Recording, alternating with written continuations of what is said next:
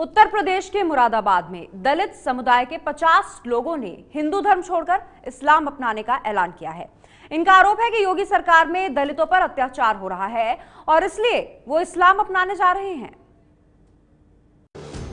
अपने घर में रखे देवी देवताओं की प्रतिमा को नदी में विसर्जित करने के लिए ले जाते ये लोग दलित समुदाय के हैं।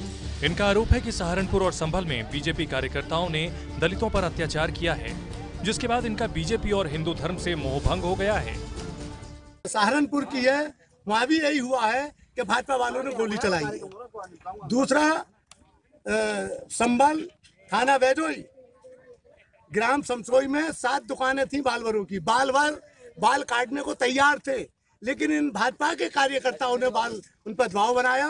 पंडित ठाकुरों ने कि तुम देखो इनके बाल काटोगे तो हम नहीं काटेंगे, तुम दुकानें बंद कर दो।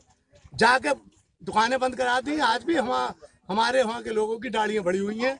हम मुसलमान जैसे लग रहे हैं तो क्यों ना हम और किसी धर्म में चले। दलित समुदाय के इन लोगों का कहना है कि इन्हें केंद्र की मोदी और यूपी की योगी सरकार से काफी उम्मीद थी, लेकिन अब ये दोनों सरकारों को दलित विरोधी करार दे रहे हैं।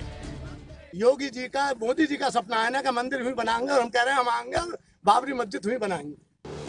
दलित समुदाय के इस बगावती तेवर की खबर पाकर बजरंग दल के कुछ कार्यकर्ता इनको मनाने के लिए पहुंचे थे, लेकिन ये लोग हिंदू धर्म छोड़ने के अपने फैसले से पीछे नहीं हटे।